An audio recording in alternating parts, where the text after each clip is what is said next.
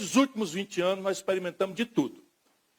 Mas é mais do mesmo no essencial. Então, completando a frase, se nós crescermos na média que o Brasil vem crescendo nos últimos 20 anos, nós levaremos 104 anos para atingir o estágio de renda do país mais pobre da Europa Ocidental hoje.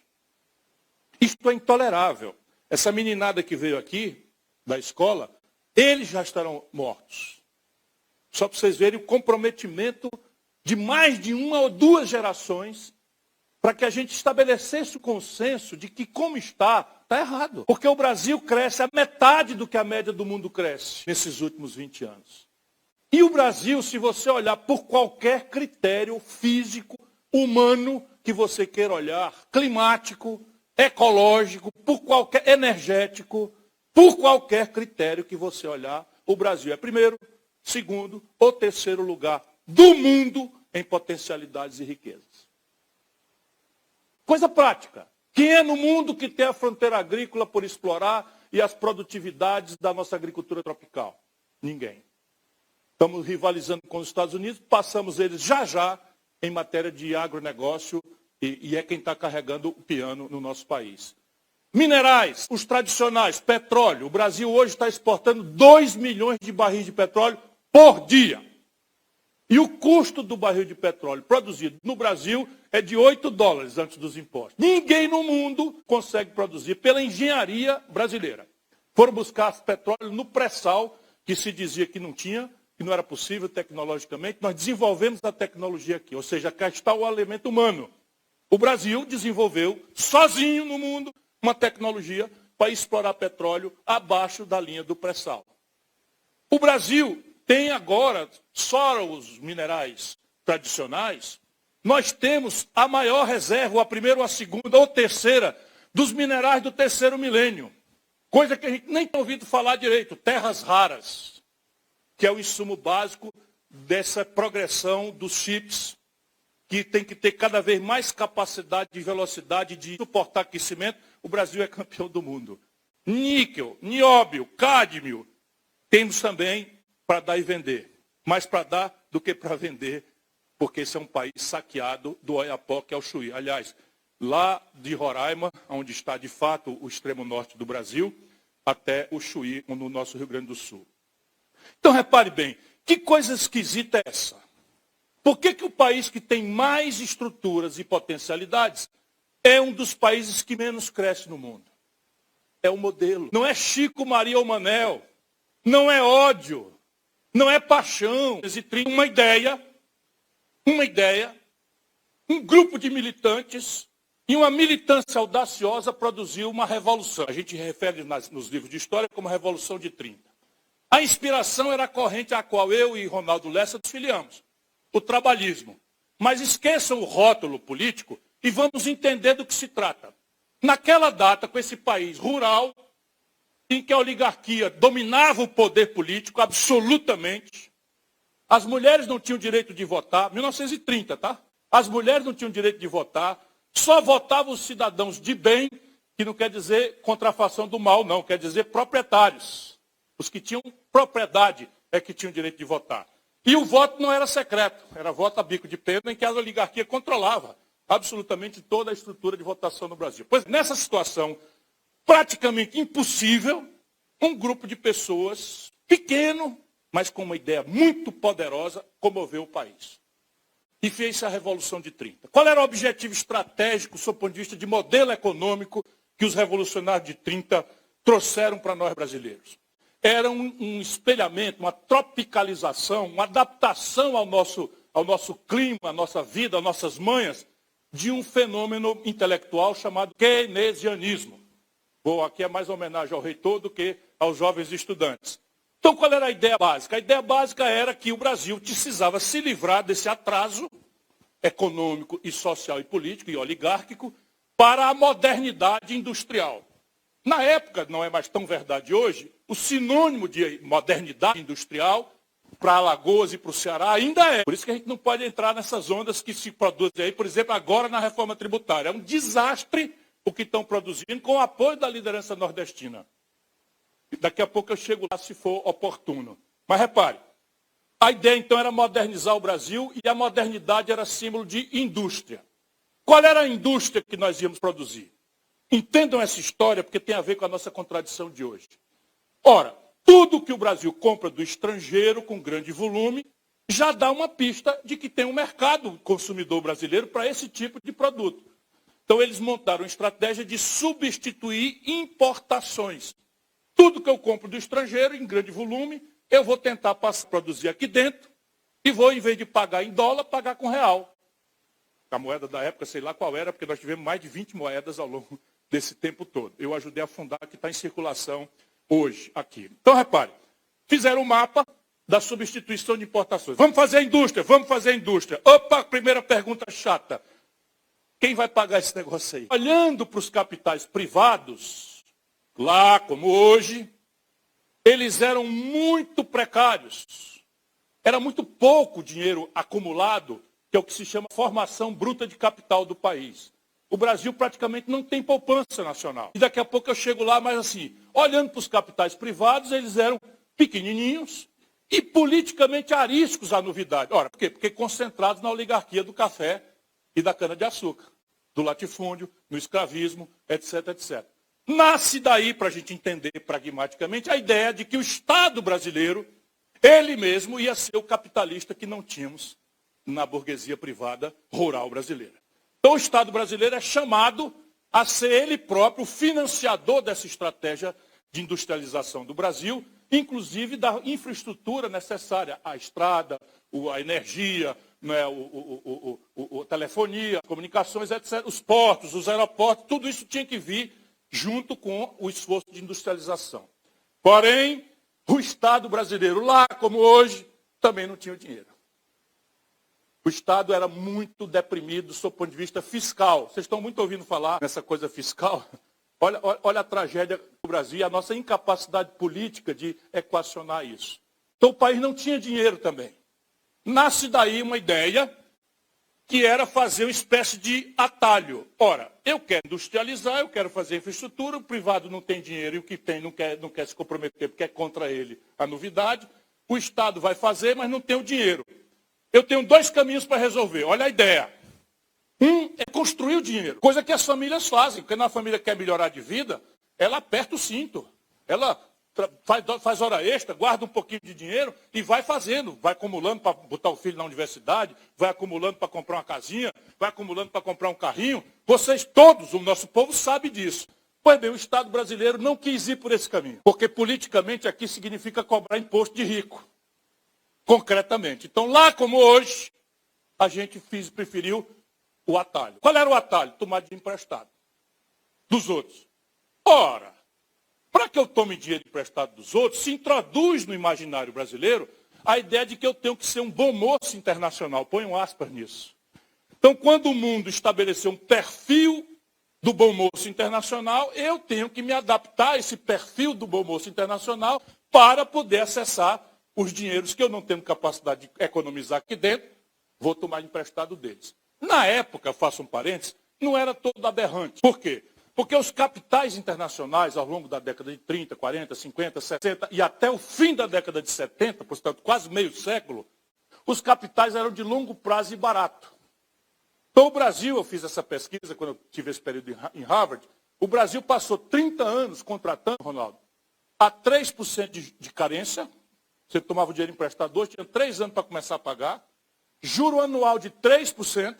Os comerciantes que tiverem aqui estão pagando mais ou menos isso a cada 2 meses para descontar a duplicata. A gente pagava por ano 3% e 12 anos para pagar em prestações do dinheiro. Então pensaram os do tempo. Qual é o erro? Eu tomo $1 bilhão na valsa, abro uma a Petrobras, 3 anos depois, quando começasse o prazo de carência vencer, eu começasse a pagar as prestações, a Petrobras estava faturando $1 bilhão por ano. Então eu tinha mais 11 anos para frente e o faturamento de um ano já pagava o que ainda tinha 11 para frente. Danaram a tomar dólar emprestado lá fora, barato, e abrir Brás aqui dentro. Era telefone Brás, estrada Brás, petróleo Brás, eletricidade Brás, telefone Brás, estrada... Porém, além da queda, que é produzir essa abissal concentração de renda, o velho modelo morreu. Morreu quando? Morreu em 1979.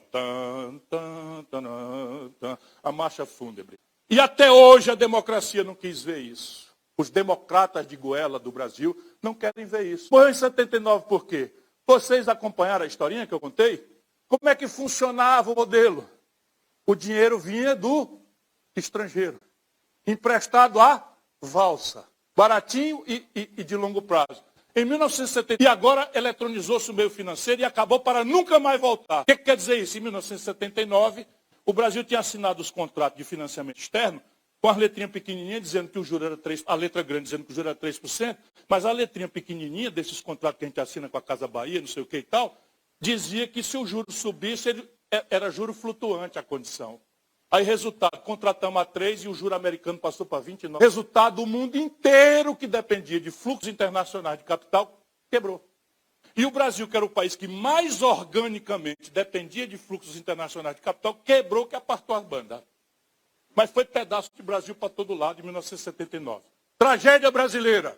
O que estava acontecendo na política brasileira nesta data? Uma ditadura. Resultado, a ditadura explodiu no colo dela essa bomba. Já tinha explodido o preço do petróleo, 73, 74.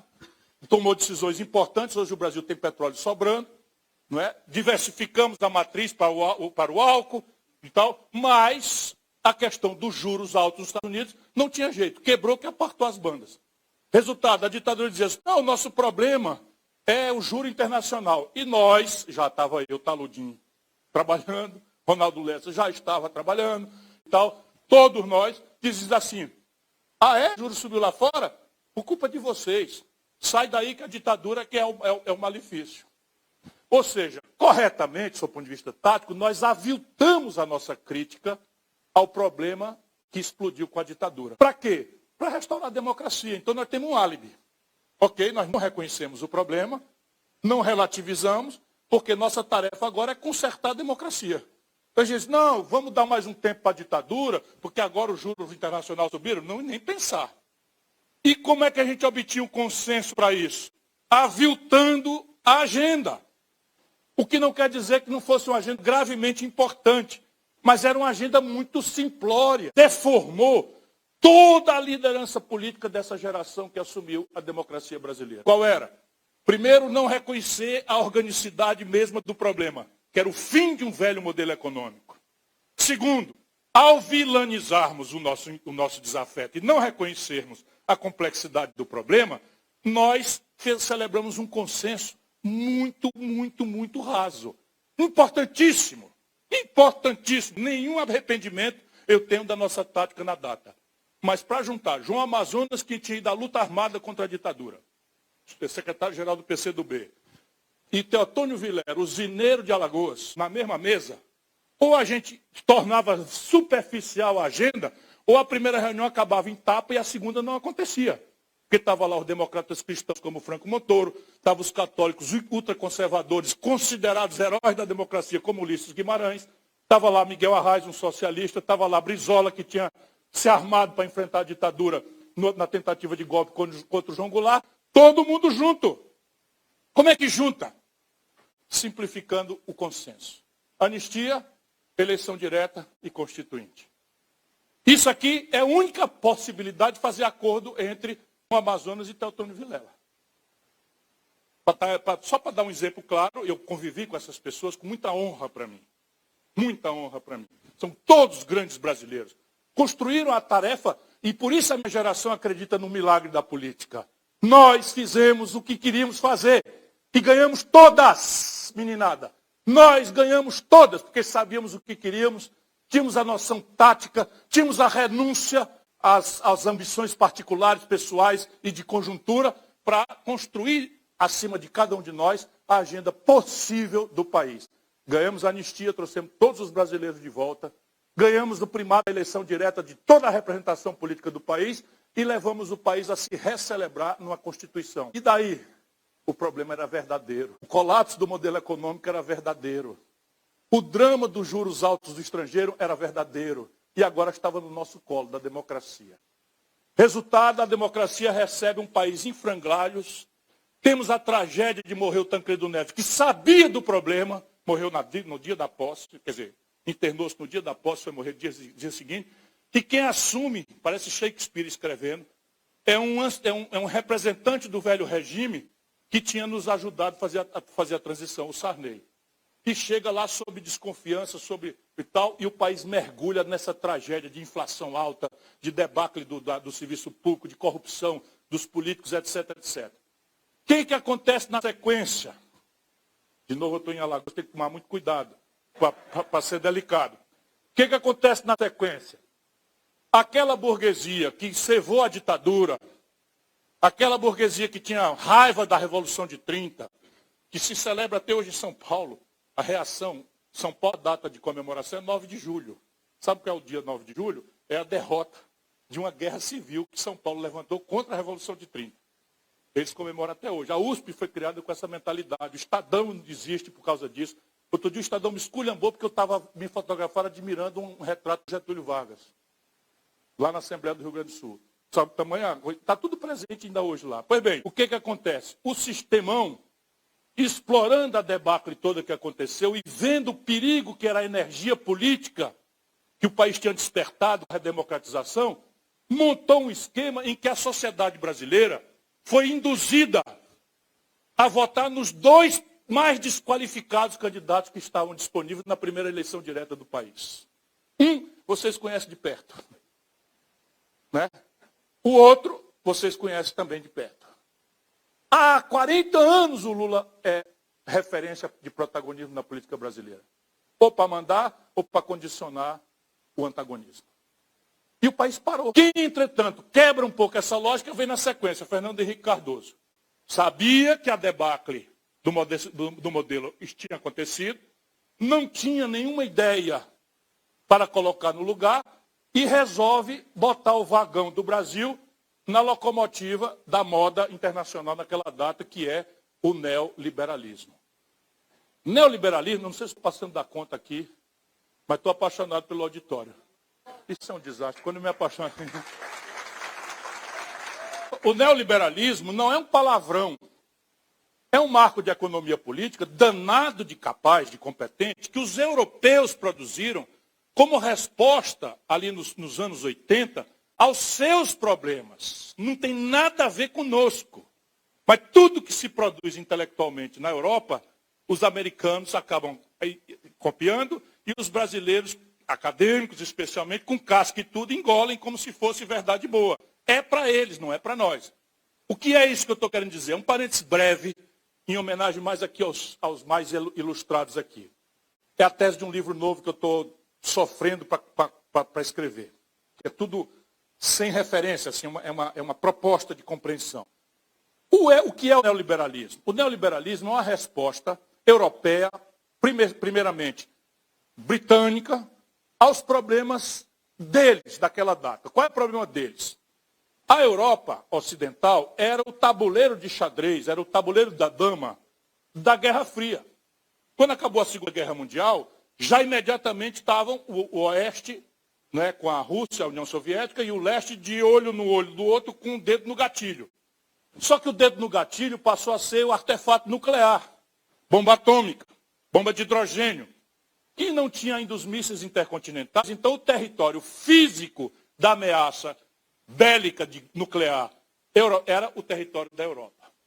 Então a angústia da sociedade europeia tentou produzir uma espécie de sincretismo. O que era o sincretismo? Ora, qual é o encantamento do socialismo real? Do experimento soviético, do experimento comunista, que hoje transformou-se num palavrão? Era a idealização da igualdade entre as pessoas. Então o socialismo real prometia que nós todos seríamos iguais, independentemente de termos sorte na vida econômica ou não. Nunca se praticou, mas essa era a mistificação idealizada. E o que é que o capitalismo prometia? Ambos vitoriosos em aliança contra o Hitler na Segunda Guerra Mundial. O capitalismo prometia liberdade. Um prometia igualdade e o outro prometia liberdade. Esses dois valores são vitais para o ser humano. O que é que fazem os europeus? Montam uma ideia, de novo a ideia, que é o estado de bem-estar social, chamado em inglês o welfare state. O que era o welfare state? Eu mantenho as liberdades do capitalismo, a propriedade privada dos meios de produção, mas monto um estado que vai expropriar uma fração enorme dos ganhos do capitalismo para financiar a superação da desigualdade. Então, é isso que se produziu na Europa. As maiores manchas de igualdade social do mundo ainda hoje estão lá, especialmente nos países nórdicos. Como é que se faz isso? Cargas tributárias enormes. Então o Estado europeu começa a cobrar 50%, 52%, 54%, 56% do PIB de carga tributária. Isto podia ser feito na data. Por que podia ser feito? Porque os europeus tinham duas condições que a história removeu, para a gente entender o que está acontecendo hoje. Primeira condição, exploração imperial colonial. Então, só para vocês terem ideia, nos anos 60, a portentosa Índia era possessão britânica. A China tinha pedaços relevantes da sua economia, Hong Kong, possessão britânica. A Argélia, possessão francesa. O Marrocos, possessão francesa. Os alemães controlavam a Tunísia. E por aí vai. Então, eles tinham essa coisa de tirar dinheiro das colônias para financiar o seu estado de bem-estar social. Essa é a primeira razão. A segunda razão, solidão concorrencial. Eles, mais os americanos, tinham monopólio da tecnologia dos países modernos, dos artefatos modernos. Então, as primeiras televisões que o Brasil comprou eram alemãs, chamava Telefunken, a marca. Depois vocês olham no Google, a meninada, né? Televisão Telefunken. Qualquer ineficiência do sistema tributário era paga porque se você quisesse ter uma televisão, tinha que pagar o preço deles. Não tinha competição. O que acontece? Na sequência do pós-guerra, há uma descolonização forçada, os impérios são desmontados, do seu ponto de vista explícito, pelo menos. Essa confusão do Hamas com o governo de Israel, essa confusão aí é derivado desse processo mal resolvido, mal arrumado da descolonização. Ali estava a Grã-Bretanha controlava a Palestina. E na Assembleia Geral das Nações Unidas, em 48, funda-se o Estado de Israel, mas em paralelo com o Estado palestino, dividindo Jerusalém pelos dois. E eles nunca lá embaixo aceitaram. Está aí o rolo acontecendo até hoje. Por vocês terem ideia como a história condiciona o nosso tempo presente, apesar da imbecilidade com que os políticos dominantes no Brasil hoje tratam essas questões. Então, repare. Primeiro, a descolonização. Segundo, começa a surgir do Oriente, primeiro o Japão, depois Coreia, depois Singapura, Vietnã e depois explosivamente China, começa a apresentar um produto tecnologicamente sofisticado, muito avançado, só que desonerado da cunha fiscal do welfare state.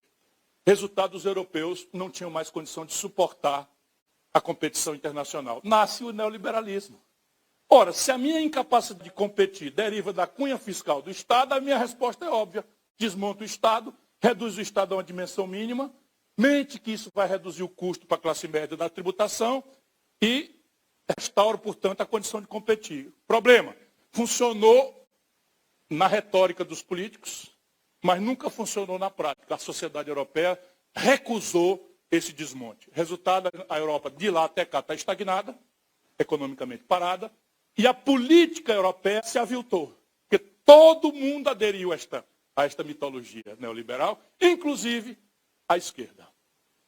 A esquerda europeia, meio que obrigada a repetir o óbvio, que o problema era desentranhar o Estado e tal, resolveu propor uma espécie de humanização do caminho, de dourar a pílula, de estabelecer políticas sociais compensatórias no lugar da luta pela superação da miséria e da desigualdade como elemento estratégico e motor da história na luta de classes. Esse é o drama. Aí o que é que faz o Brasil? Nosso problema nunca foi esse, mas copiamos com casca e tudo o que os babacas da Europa fizeram. Aqui está o nosso problema. Então hoje, aqui nesse estado, tem 1,3 vezes mais pessoas com Bolsa Família do que com carteira assinada. No Maranhão, você tem 2 vezes mais pessoas com Bolsa Família do que com carteira assinada. No Nordeste, todos os estados têm mais gente com Bolsa Família do que carteira assinada. O Bolsa Família é ruim? Pô, não é disso que eu estou tratando. Quem conhece de perto a fome, não por ter passado, meus pais passaram, mas eu nunca, sabe que a diferença entre ter um prato para comer é hoje, não é amanhã. Então não é disso que se trata. Mas o que promove uma nação é o trabalho decentemente remunerado. Política social compensatória é uma transição. Só que isso gerou um efeito, aqui no Brasil gerou um efeito anestesiador das tensões sociais. E o nosso povo simplesmente perdeu a crença. Por quê? Porque quando você aceita a mitologia neoliberal, ela vem com casca e tudo. O que é o neoliberalismo? É o desmonte do Estado. Quem são os agentes do Estado que tendem a reagir? São os políticos. Qual é o conceito? Esqueça que tem alguns políticos aqui na Qual é o conceito que nós temos por média dos políticos? É mais ou menos parecido com merda de galinha ou coisa pior? Como sindicato. Cada um de nós separa o seu, dá testemunho de que aquele cara ali é bom e tal. Mas se a gente está numa roda sem um político perto, o que a gente diz é coisa muito dura.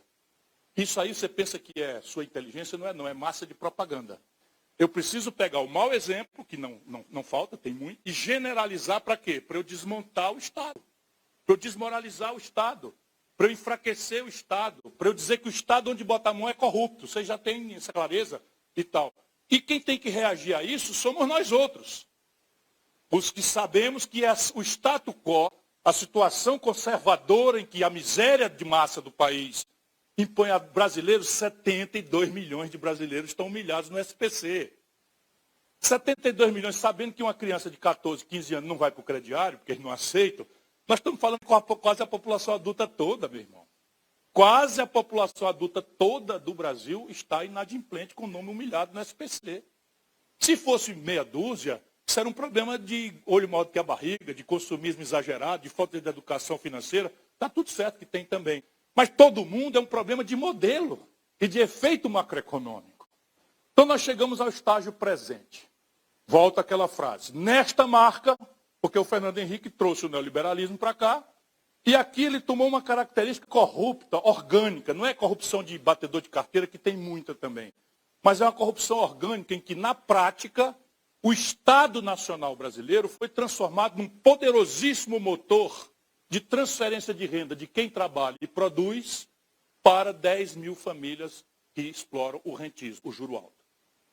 Então, basicamente é o seguinte, o juro que o Brasil paga há 20 anos, de novo, 20 anos é Fernando Henrique e Lula. Não muda, é a mesma coisa. As pessoas acham que eu ataco o PT, não, eu ataco o plantonista. Eu ataco o plantonista. Quando é o Fernando Henrique, é o Fernando Henrique. Quando é o Collor, quando é o... O único governo a quem eu servi foi o Lula no primeiro momento, que eu achava que ele tinha boa intenção, e o Itamar Franco. O resto eu fui para a oposição em todos. Porque eu não estou atacando a pessoa, eu estou atacando o modelo, que é esse que produziu essa tragédia que nós temos no Brasil, e é ficando quase impossível de mudar. Eu explico para concluir, não é, por que eu estou dizendo isso, como apelo de que a gente levante e reaja. Enquanto ainda parece ter tempo, embora já seja bastante complicado. Mas repare, quando a gente adota a mitologia neoliberal no Brasil, com casca e tudo, nós adotamos de um jeito em que o Estado vira esse motor via taxa de juros. Então a taxa de juros, que parece assunto de economia, de assunto da televisão, dos jornais econômicos, é um assunto da nossa vida. Porque é simples de entender. Se o governo paga por um papel mais do que o lucro da agricultura, da pecuária, do comércio, da indústria, do serviço, da lojinha, sabe, do camelô, a economia para. Por que a economia para? É óbvio. Porque se eu tenho dinheiro, para que eu vou botar num negócio que me obriga a acordar cedo, correr risco, manejar fiscalização, confusão e o diabo? Se eu botar na renda fixa, eu ganho mais. O inverso, se eu não tenho dinheiro, que é a esmagadora maioria, como é que eu vou tomar dinheiro emprestado no banco para fazer um negócio que vai me dar um lucro menor do que eu vou ter que pagar de juros para o banco? Isso explica por que a economia brasileira está parada. Cresce vegetativamente, 2 e pouco, e está indo para a informalidade mais brutal, que é onde as pessoas tentam escapar. Sabe o que acontece hoje no mercado de trabalho do Brasil? É assim, ó, 39,4% do povo trabalhador brasileiro estão na informalidade. 7,4% do povo trabalhador brasileiro estão desempregados. E 3% do povo trabalhador brasileiro desistiram de procurar emprego. O IBGE tira de desemprego e bota na categoria desalento. Isso significa que metade do país, eu estou rindo para não chorar, a metade do país está fora do mundo formal do trabalho. Consequência que depois a gente discute em outra ocasião, a produtividade do Brasil está despencando. E fica a elite dizendo que isso é problema de qualificação do nosso trabalhador. Não é essa informalidade brutal. Mas o problema mesmo que eu estou sentindo é que daqui 15, 20 anos, nós vamos botar nas ruas do Brasil 50 a 60 milhões de idosos sem nenhuma proteção. Lá não haverá solução para isto. E cá Ninguém quer discutir isso. Quem vai discutir isso é a direita. A direita é que vai se preocupar com o futuro dos idosos. A direita acha, francamente, que quem for podre que se arrebente. É uma lógica. Mas a esquerda também não está falando nada, nem fazendo nada. Fica só reativa. E aí o debate é o quê? Deriva o debate, que nem os europeus fizeram. Ao invés de discutir emprego, salário mínimo mais barato do mundo, assim, ocidental, é o Brasil, eu já falei. Em vez de estarmos discutindo isso, é por causa da economia brasileira. Nossa economia é menos poderosa do que a de Honduras, do que a da Venezuela, do que a da Argentina. Não, é a mais poderosa de todas, só perdemos para os americanos. Passamos o Canadá em matéria de riqueza absoluta. Por que o salário mínimo é vil desse jeito? Por causa da equação fiscal. Por quê? Porque quase 90% dos benefícios da Previdência Social brasileira estão vinculados ao salário mínimo.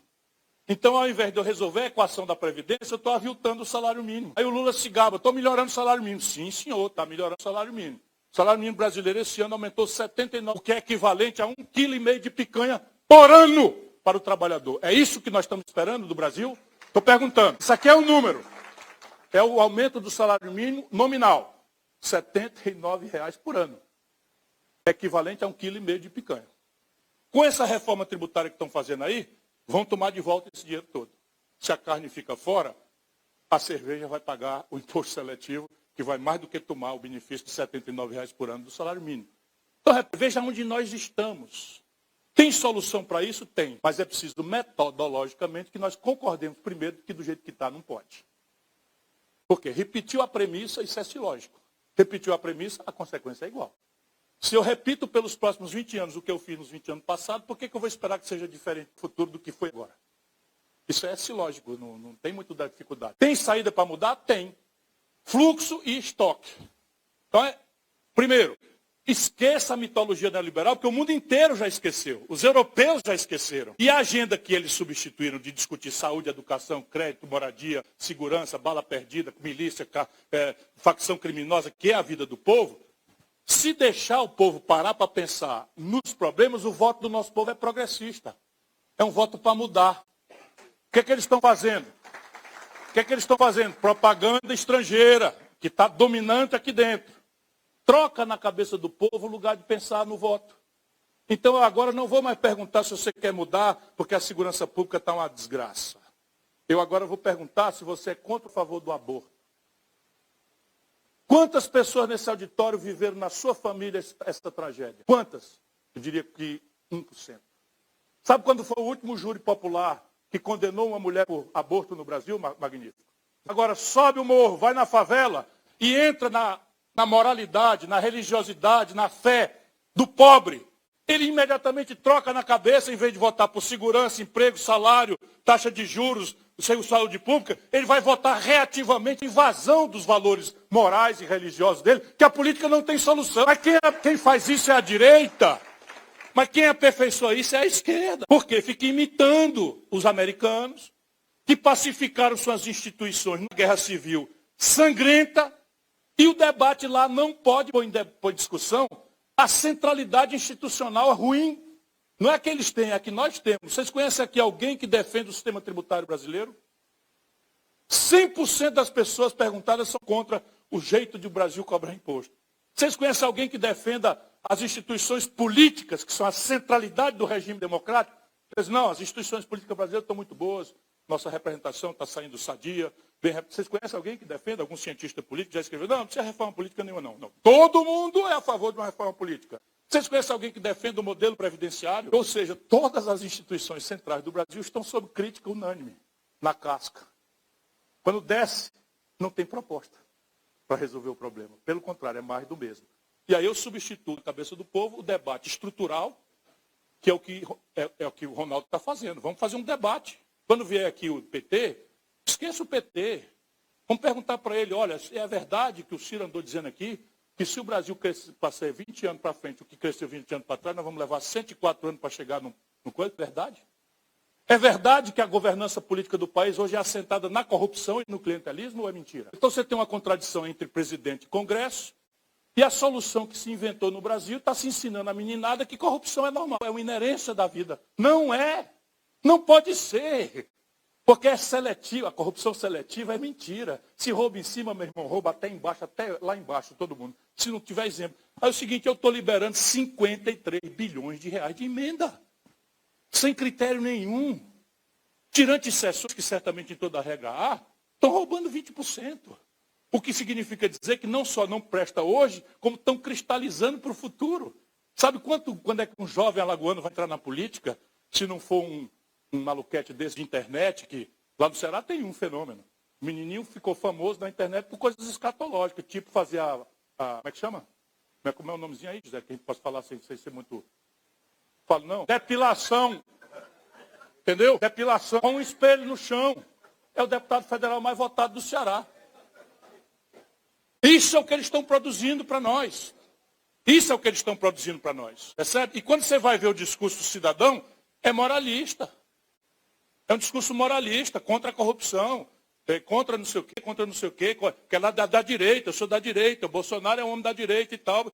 Ele virou um homem público porque ensinou, entre outras escatologias, a depilar o orifício anal.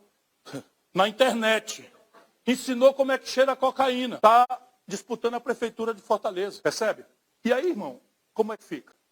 Isso vocês é que vão responder. Muito obrigado por sua atenção.